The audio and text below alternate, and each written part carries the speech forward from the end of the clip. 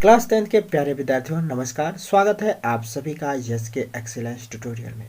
तो आज के इस ट्यूटोरियल में हम लोग देखने वाले हैं साइंस के महत्वपूर्ण नोट्स को, जो बायोलॉजी के हैं। आपके बायोलॉजी के सभी जो है चैप्टर को जो है इसमें ऐड किया गया है।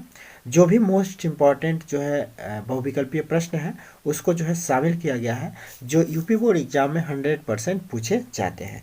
तो यहाँ पे देखिए पहला क्वेश्चन है, कृमि रूप परिशेषिका का भाग है। तो कृमि रूप परिशेषिका का भाग कौन सा होता है?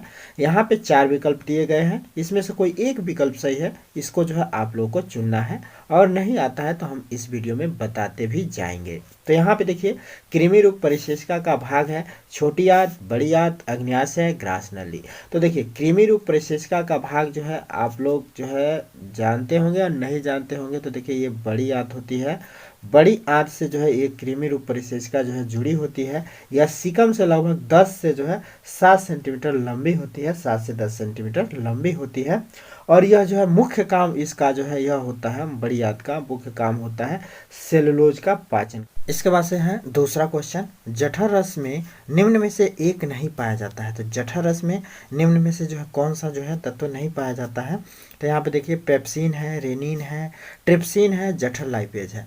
तो कौन सा जो है नहीं पाया जाता है? देखिए जठर रस में आपका पेप्सिन पाया जाता है, ट्रिप्सिन पाया जाता है, रेनिन नहीं पाया जाता है। कौन सा नहीं पाया जाता है? तो ये रेनिन नहीं पाया जाता है। तो आपका विकल्प जो है बी सही होगा। तो विकल्प आपका कौन सा सही होगा? विकल्प बी सही होगा। ठीक है, इसके बाद से हम लोग देखते हैं तीसरा क्वेश्चन क्या है। बहुत इंपॉर्टेंट है दोस्तों, इस नोट को जरूर नोट कर लीजिएगा। यहाँ पे देखिए क्वेश्चन नंबर 3, पल्मोनरी सिरा खुलती है या यह जो है रुधिर लाती है। तो पल्मोनरी सिरा जो है कहाँ पे खुलती है? यहाँ पे देख सकते हैं विकल्प दिया गया है, दाएं आलिंद में, बाएं आलिंद में, बाएं निलय में, दाएं निलय में। तो यह जो है देखिए आपका जो है बाएं आलिंद में जो है यह खुलती है, बाएं आलिंद में खुलती है। और जो है यह जो है शुद्ध रुधिर जो है फेफड़ों से लाती है, यह जो है शुद्ध रुधिर फेफड़ों से लेके आती है। इसके बाद से क्वेश्चन नंबर 4 है, खनिज लवणों का अवशोषण होता है। दोस्तों बहुत इंपॉर्टेंट है, खनिज लवणों का अवशोषण कहाँ से होता है दोस्तों?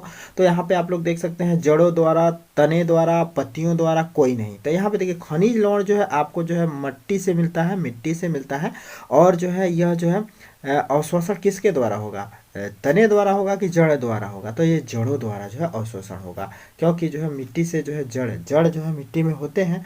तो यही जो है अवशोषण करते हैं, यानी कि खींचते हैं। पौधों के जो जड़ें होती हैं वह जो है खनिज लवणों को, जल को जो है खींच के पौधों के विभिन्न भागों तक पहुंचाने का काम करती है। तो खनिज लवणों का अवशोषण करता है जड़। ठीक है, इसके बाद से है 5वां क्वेश्चन, बहुत इंपॉर्टेंट है दोस्तों, इसको जरूर नोट कर लीजिएगा। जाइलम तथा खनिज लवणों को कौन सा उत्तक पादप के विभिन्न भागों में पहुंचाता है?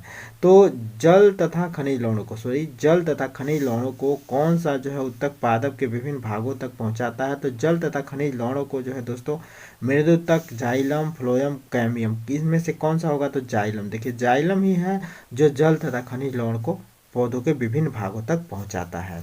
इसके बाद से क्वेश्चन नंबर 6 है। क्वेश्चन नंबर 6 देखिए, ये जो भी क्वेश्चन है बहुत ही मोस्ट इम्पॉर्टेंट जो है लिए गए हैं, कई बार जो है बोर्ड एग्जाम में पूछा गया है। पत्तियों में से जो है पत्तियों में बने हुए जो है खाद्य पदार्थों का स्थानांतरण जो है होता है। तो पत्तियों में से जो बने पत्तियां जो भोजन तैयार करती है, तो उन जो है भोजन का जो है पौधों के विभिन्न भागों तक यानी कि जड़ों तक जो है लाने का कौन काम करता है? तो जड़ों तक जो है लाने का काम जो है फ्लोएम करता है। जड़ों तक लाने का काम कौन करता है? फ्लोएम करता है। यानी कि फ्लोएम का काम है पत्तियों द्वारा तैयार भोजन को जड़ तक पहुंचाना। जड़ का काम है कि जल तथा खनिज लवण को पौधों के विभिन्न भागों तक यानी कि पत्तियों तक पहुंचाना। इसके बाद से 7वां क्वेश्चन है, मादा लिंग हार्मोन कहलाता है। तो देखिए मादा जो है लिंग हार्मोन जो है क्या कहलाता है? तो यहाँ पे देखिए एंड्रोजन है, इंसुलिन है, एस्ट्रोजन है, इनमें से कोई नहीं। तो इसमें से जो है आपका सी विकल्प सही होगा, एस्ट्रोजन। ठीक है, मादा लिंग जो है हार्मोन जो है एस्ट्रोजन होता है। इसके बाद से 8वां है, नर जनन अंग से संबंधित ग्रंथि है। नर जनन अंग से संबंधित कौन सी ग्रंथि है? तो यहाँ पे विकल्प दिया हुआ है प्रोस्टेस्टेंट ग्रंथि, श्वेत ग्रंथि, एड्रीनल ग्रंथि और जो है एपिडिडाइमिस जो है ग्रंथि। तो इसमें से आपका जो है विकल्प ए सही होगा, प्रोटेस्टेंट ग्रंथि। ठीक है, ये जो है नर में जो है पाया जाता है। ये जो है वृषण में होता है, शुक्राणु के बनाने तथा उनका पोषण करने के काम में आता है परिचयन ग्रंथि। ठीक है, इसके बाद से क्वेश्चन नंबर 9 है, निम्न में से कौन सा अनुवांशिक पदार्थ है? निम्न में से कौन सा अनुवांशिक पदार्थ है? तो आरएनए, डीएनए, राइबोसोम और माइटोकॉन्ड्रिया। तो डीएनए मुख्य रूप से जो है आपका डीएनए जो है अनुवांशिक पदार्थ होता है। आरएनए भी होता है, ये विषाणु पौधों में जो है पाए जाते हैं।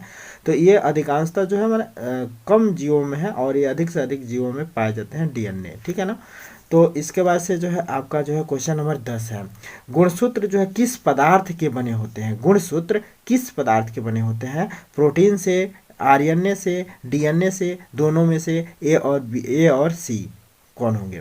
तो यहाँ पे देखिए, प्रोटीन, गुणसूत्र जो है प्रोटीन से बने होते हैं और जो है डीएनए से बने होते हैं। तो यह जो है विकल्प के लिए जो है डी सही होगा। सबसे सुटेबल विकल्प जो है कौन सा होगा? डी, जिसमें ए और सी दोनों होते हैं। तो दोनों दे दिया है। ठीक है, क्वेश्चन नंबर 11 देखिए, और क्वेश्चन नंबर 12 ही क्वेश्चन है। तो क्वेश्चन नंबर 11 देखिए, जीन शब्द का प्रयोग सर्वप्रथम किसने किया था? तो जीन शब्द का सर्वप्रथम प्रयोग जो है देखिए जहानसन ने किया था। इसमें जो है कोई टेंशन वाली बात नहीं है, जीन का जहानसन से याद रखिए। ठीक है, उसके बाद से रुधिर परिसंचरण की खोज किसने किया था? तो यहाँ पे देखिए विलियम हार्वे है, एंटनी वान लीवेनहॉक है, स्टेफन है और लैंड स्टीनर है। तो जो है आपका जो है कौन सा विकल्प सही होगा? तो यहाँ पे आप लोग देख सकते हैं कि विलियम हार्वे ने जो है रुधिर परिसंचरण का खोज किया था। तो यह था जो है आपका मोस्ट इम्पॉर्टेंट बहुविकल्पी प्रश्न। इसके बाद से दोस्तों आप लोगों को हम जो है फिजिक्स का यानी कि भौतिक विज्ञान के जो है बहुविकल्पी प्रश्नों को मोस्ट इम्पॉर्टेंट जो भी हैं उसको लेके आते हैं। उसके बाद से जो है आपको जो है केमिस्ट्री के, इसके बाद से अति लघुत्तरी, लघुत्तरी और बहुविकल्प दीर्घोत्तरी प्रश्नों को भी लेके आएंगे। तो ये तब तक के लिए बस इतना ही। इसको जो है ज़रूर नोट कर लीजिए और इसको याद कर लीजिए। तो फिर मिलते हैं। जय हिंद।